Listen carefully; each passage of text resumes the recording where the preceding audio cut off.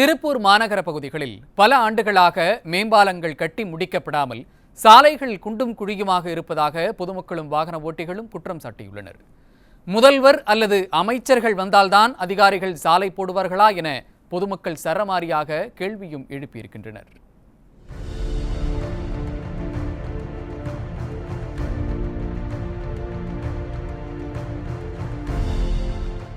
பின்னலாடை நகரான திருப்பூரில் லட்சக்கணக்கான தொழிலாளர்கள் வெளி மாவட்டம் மற்றும் வெளி மாநிலங்களில் இருந்து வந்து பணியாற்றி வருகின்றனர்.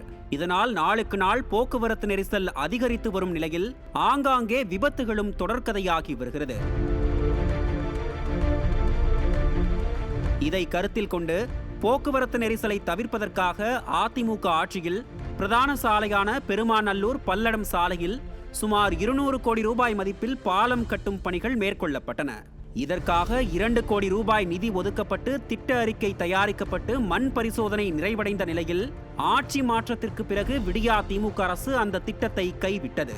அதேபோல திருப்பூர் தெற்கு தொகுதிக்கு உட்பட்ட சந்தைப்பேட்டை முதல் டிகேடி சாலை வரை சுமார் 3 கோடி ரூபாய் நிதி ஒதுக்கி திட்ட அறிக்கை தயாரிக்கப்பட்ட நிலையில் அந்த திட்டத்தையும் விடியா அரசு கிடப்பில் போட்டது. இதைத் தொடர்ந்து 6 கோடியே 50 லட்சம் மதிப்பீட்டில் நொய்யலாறு மற்றும் ரயில்வே தண்டவாளத்தை கடக்கும் வகையில் உயர்மட்ட பாலம் அமைக்கும் பணி தொடங்கப்பட்ட நிலையில் மக்கள் வழக்கு தொடர்ந்ததால் பணிகள் தாமதமானது. இதனால் 20 கோடி ரூபாய் மதிப்பீடு செய்யப்பட்ட பணிகள் தற்போது 45 கோடி ரூபாய்க்கு மதிப்பீடு செய்து ஏலம் விடப்பட்டது. அதன் பின்னரும் 4 மாதங்களாக எந்த பணிகளும் நடைபெறாமல் மீண்டும் பணிகள் கிடப்பில் உள்ளதாக அப்பகுதி மக்கள் கடுமையாக சாடி உள்ளனர். சாலைகள் குண்டும் குழியுமாக உள்ளதாகவும் பாலப்பணிகள் நிறைவடைந்தால் மட்டுமே இப்பகுதி சீரடையும் என்பதால் பாலப்பணிகளை விரைந்து முடிக்க வேண்டும் எனவும் வாகன ஓட்டிகள் வலியுறுத்தி உள்ளனர்.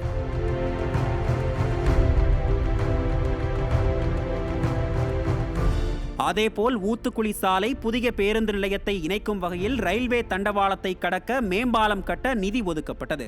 வழக்கம் போல் அந்த மேம்பால பணியும் கிடப்பில் உள்ளதால் பள்ளி மற்றும் வேலைக்கு செல்வோர் அவதியடைந்து வருகின்றனர்.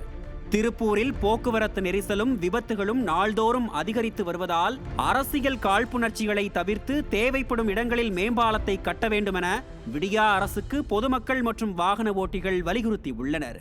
கோரிக்கையை நிறைவேற்றவில்லை என்றால் தேர்தலில் தக்க பாடம் புகட்டுவோம் என பொதுமக்கள் காட்டமாக தெரிவித்துள்ளனர்.